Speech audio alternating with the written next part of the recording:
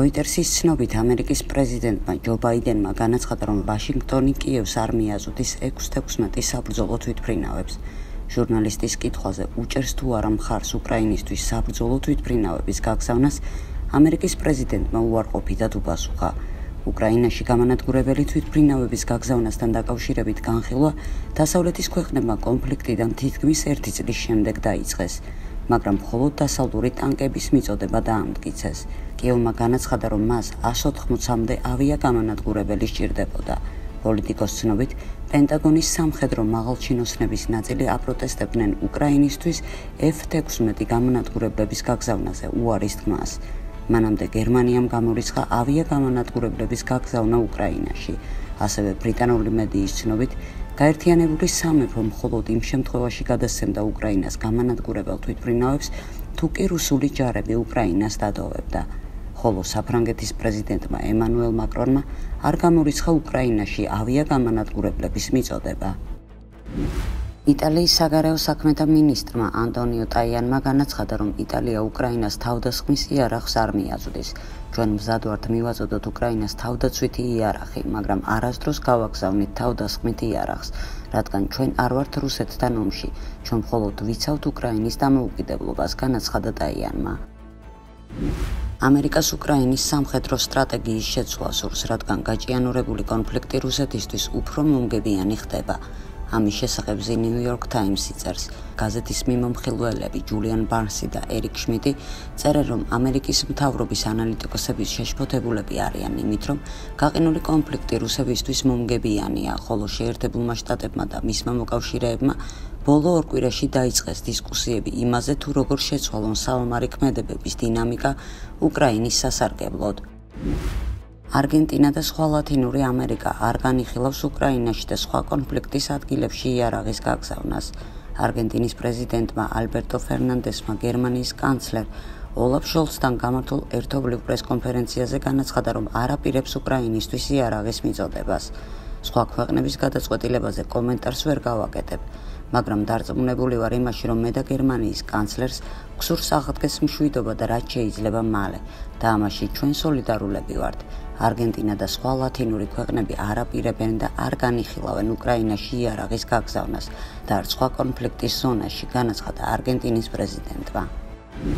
ნატოს აქვს ინფორმაცია, რომ რუსეთი ემზადება ახალი მასშტაბური შეტევისთვის მთლიანი უკრაინის ხელში ჩაგდების მიზნით.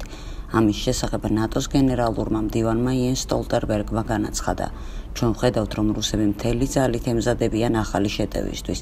ისინი უფრო მეტი ჯარისკაცის მობილიზებას მოახდენენ, 200,000 ადამიანს და შესაძლოა მეტსაც. რუსები აქტიურად აგროვებენ იარაღს და სხვა საბრძოლო მასალას. იმავდროულად ჩვენ ვხედავთ, რომ პუტინს არ შეუძლია თავისი განზრახვა მთელი უკრაინის კონტროლი, განაცხადა სტოლტენბერგმა. Pozvati na aneksiju Kosova. ჩვენ მოვახდინეთ კოსოვოს ანექსია ჩვენ და საერთაშორისო საზოგადოებამ. ის წაართვეს სერბეთს და ვინ გააკეთა ეს? რა თქმა უნდა ჩვენ, იმიტომ რომ ჩვენ ვაღიარეთ კოსოვო. ამის შესახებ ხორვატიის პრეზიდენტმა ზორან მილანოვიჩმა განაცხადა. ასევე მისი თქმით, ყირიმი არასდროს იქნება უკრაინული და მისმა ქვეყანამ და მთელმა საერთაშორისო საზოგადოებამ კოსოვოს და მეტოხიას ანექსირება მოახდინეს, განაცხადა მილანოვიჩმა. საფრანგეთის პრეზიდენტის შარლ დე გოლის შვილიშვილმა პიერ დე გოლმა დასავლეთის ქმედებებზე და რუსეთთან ურთიერთობაზე ისაუბრა. დასავლეთის გადაწყვეტილება ფრონტზე მძიმე ტანკების გაგზავნის შესახებ მხოლოდ უარყოფითად იმოქმედებს ომზე და მოიმატებს მესამე მსოფლიო ომის დაწყების რისკი. მიმაჩნია, რომ დასავლეთისთვის ეს ის ხაზია, რომლის შეჩერებაც აუცილებელია. ბოლო დროს გაჩნდა უკრაინაში კორუფციასთან დაკავშირებული სხვადასხვა სკანდალები. ზელენსკიმ კი ამჯობინა თავისი ხალხი ამერიკისთვის მიეყიდა. ახლა დროა მშვიდობის დამყარება, ამერიკელებთან მსჯელობა და რუსეთთან ხანგრძლივი მშვიდობის მიღწევა. დადგა დრო, რომ საფრანგეთმა და მისმა პრეზიდენტმა გაიხსენონ, რომ საფრანგეთი დამოუკიდებელი ერია და შეასრულონ ის ვალდებულებები, რაც მათ რეალურად აკისრიათ. ასევე მისი თქმით, აუცილებელია რუსეთისთვის უსაფრთხოების სერიოზული გარანტიების შექმნა, რაც არ ყოფილა მინსკის შეთანხმებამდე.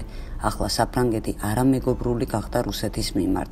ჩვენი შორსმჭრეტელური პოლიტიკისა და მცდარი გადაწყვეტილებების მიღების გამო საფრანგეთი ბრმად მიყვება ამერიკის პოლიტიკას, განაცხადა პიერ დე გოლმა. Pfizer-ის კვლევების დირექტორი ჯორდან ტრისტან უოკერი უხერხულ სიტუაციაში აღმოჩნდა, როდესაც ფარული კამერით გამოვლინდა, რომ მისი კომპანია ფულის გამოსამუშავებლად კორონავირუსის ახალ ვერსიებს ქმნიდა. უოკერმა ვირუსის მიზანმიმართულ მოდიფიკაციებს მიმართული ევოლუცია უწოდა. მისი თქმით, Pfizer-ი ცდილობს პრევენციულად შექმნას ვაქცინები, რათა უფრო ადრე გამოუშვას ისინი ბაზარზე. მართალია მეცნიერმა ითხოვა არავის გაეგო ამის შესახებ, მაგრამ ვიდეო ჩანაწერი მაინც გავრცელდა, რამაც უოკერი ძალიან გააბრაზა. YouTube-მა სწრაფად წაშალა კომპრომატები, მაგრამ ვიდეო მაინც სწრაფად გავრცელდა.